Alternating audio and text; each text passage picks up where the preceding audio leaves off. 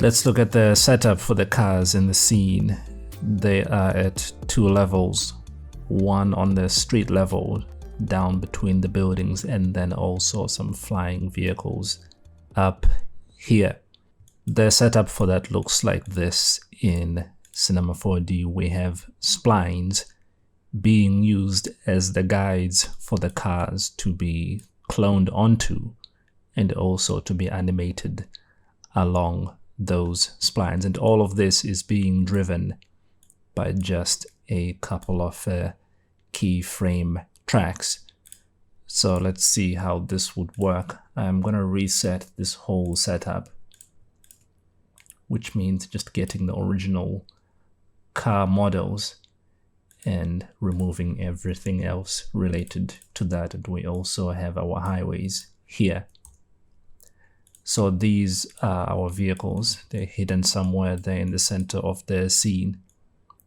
If I just solo them, you see that's what we have. The first step is to draw that guide spline. I'm gonna do this in the top view. We will do the main highway first, the larger one which goes over the top. So in this view, I will go to the pen tool, get the spline pen, and set the type to linear. We just want to draw a straight line. The trick is to just start somewhere outside of the city area and cut through the middle to an equal distance on the other side. Press escape to stop the drawing. Let's go back to selection tool, and I'm going to get that point up here. Set its X position to 0 and the Z position to be 10,000. A nice round number which places it right there. And the opposite side, I'm going to also set that to 0 and negative 10,000. Going back to the scene in the 3D view, we can just zoom down to where this line is. Let's maybe do constant shading with lines. We want to move this line over this side of the road to be somewhere in the middle. From doing this before, this worked out to be at about negative 60. That placed it right in the center of this lane. We have our cars still just laid out here. Let's take them and put them into a cloner. And in the object settings, the mode is going to be object. That object is going to be the spline we just drew a few moments ago. So this is going to be the road. I think I'm going to switch back to growth shading. We need about 50 of these, but you see it's too large. So let's go to the transform section, and the scale X, Y, and Z is going to be set to 0.1.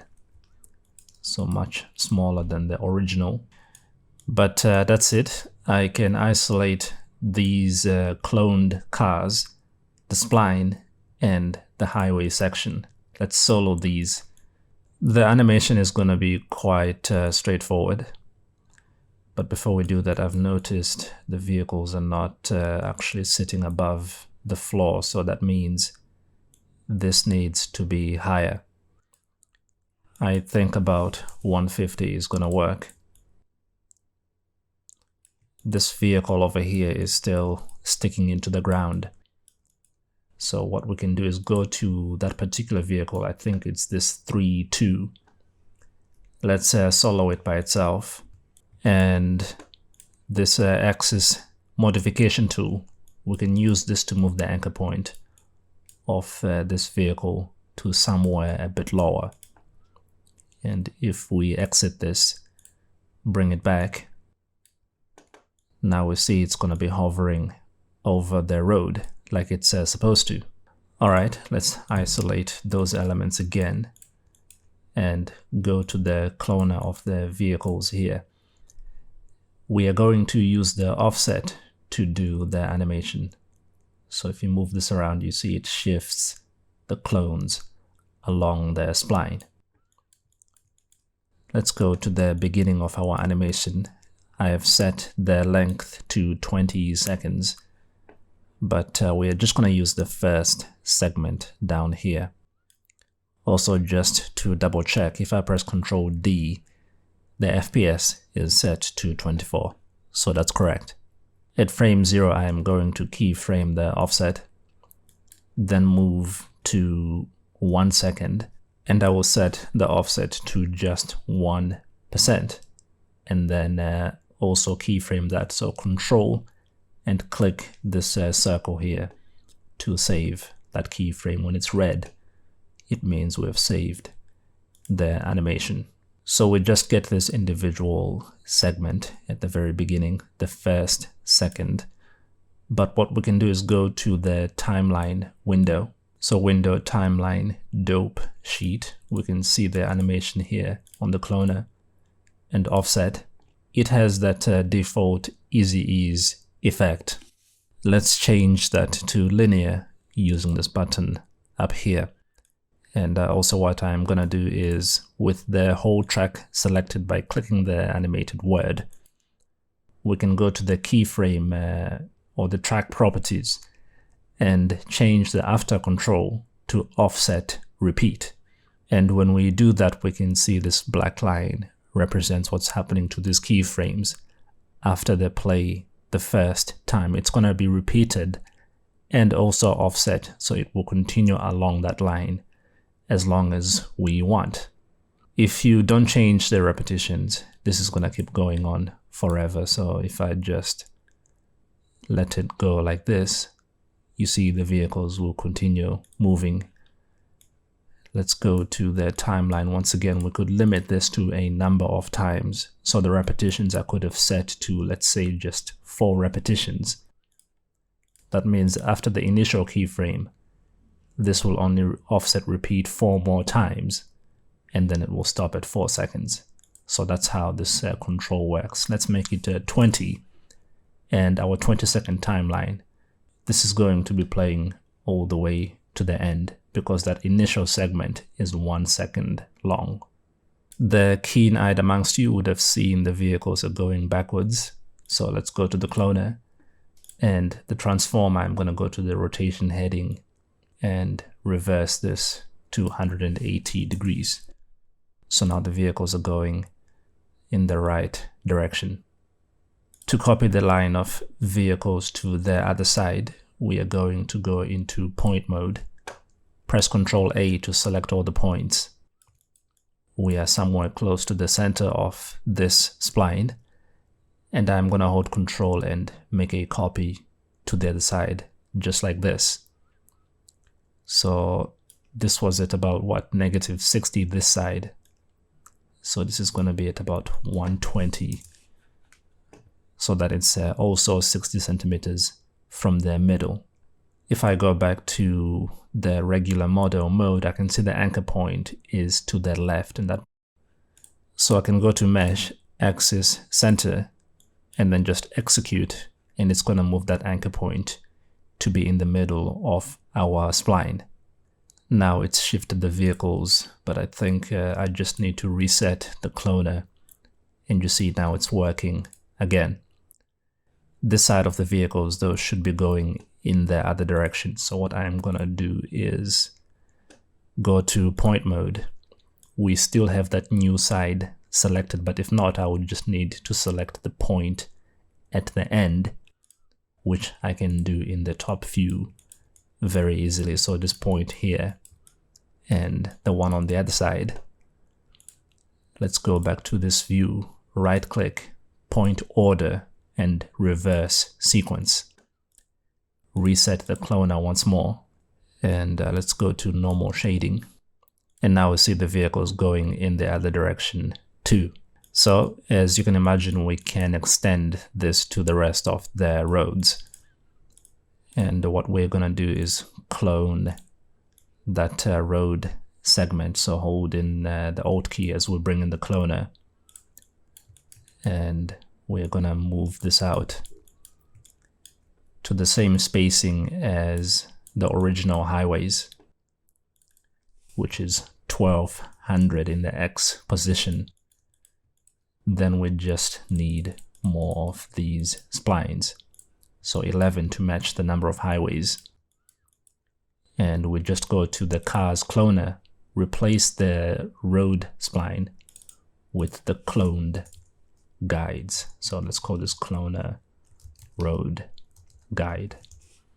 Go to the cloner once again and then use that here.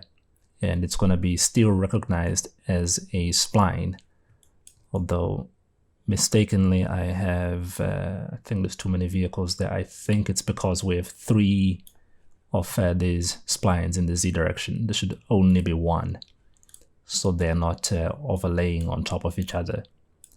It still works, and I'm still getting a fast viewport feedback. You can see my frames per second in the bottom here because you can see my FPS at the bottom here because I went to my viewport settings, Shift V, and in the HUD tab, I enabled frames per second. If I go to the cloner and change the instance mode on the cars to render instance, you will see that performance will improve even more. Now we are running at about 60 FPS. And if I change it to multi-instance, there will be a further improvement. Now we are running at about 70, above 70 FPS. So this is the best mode to be in for this. Let's just name a few things so we stay organized. This is the road number 1 and cars number 1. You will see why that's important in a second. If I bring back everything, let's zoom way out here. We also need some vehicles at this higher level. So on our guide cloner, we're gonna add another one to the Y direction, and the size is gonna be 1250, if I recall correctly. And then we need to shift the whole thing up so that this lower level set of vehicles still sit above, just above the highway. About 775 seems to do the job. So now we have our 2 layers of traffic and it's still quite responsive. This of course needs to be replicated to go in the other direction as well. So we need to copy these 2 things, and the new one is going to be cars number 2 and guide number 2. We are going to isolate these 2 new copies with the underpass section. Our lanes are the wrong direction, so I will press R for rotation on this second set of guides and rotate 90 degrees. Just hold the shift key to select 90.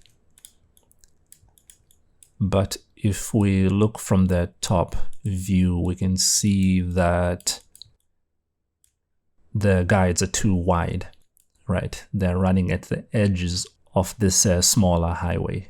So we have to change that. If I turn off the cloner for now, find the center line of the original guide, which is under here. Let's go to point mode, and one side is already selected. Let's start with that one. We want to move this somewhere to the middle of the road here, about 15 centimeters. So I am locking this with shift to move in 5 centimeter increments, and that goes right in the middle there. Let's select and invert and do the opposite from the other side. So now both lanes are in the middle of either side of that part of the road. Let's re-enable the cloner. Our cars haven't appeared yet because we need to update the object to the new guides, guides number 2. And now we see the cars will return. And the setup is still the same. Let's bring back everything else. We can see these are intersecting in the exact same place. So on the new guides, let's set the Y height to 1500 centimeters. And then at this lower level, we need to move the cloner until the vehicles are once again just hovering above that road.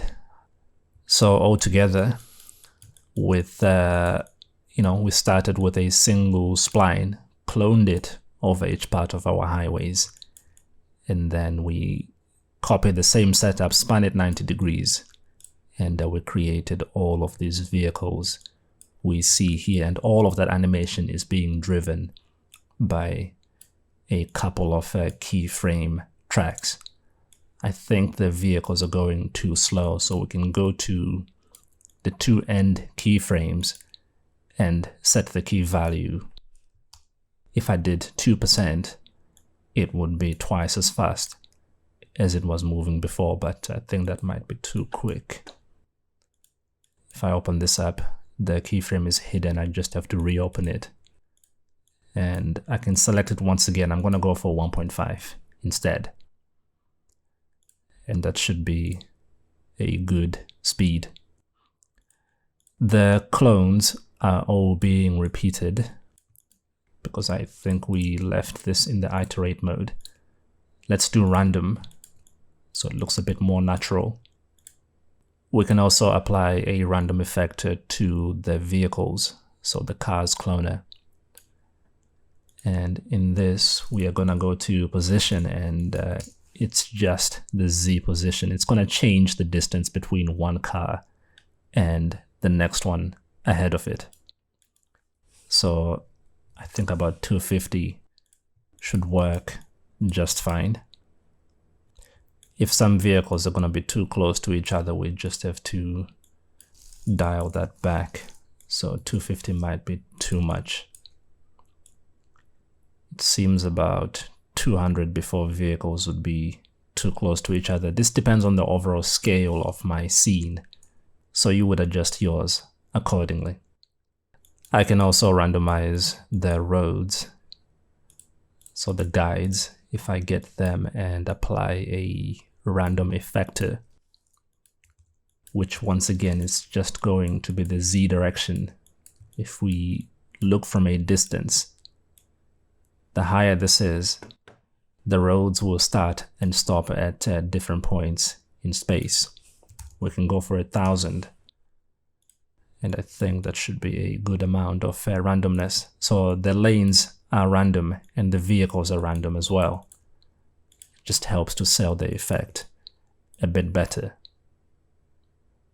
Perhaps before we end this section, a quick breakdown of the materials on the vehicles. The body is just a black material with some reflection. The windows are more reflective than that.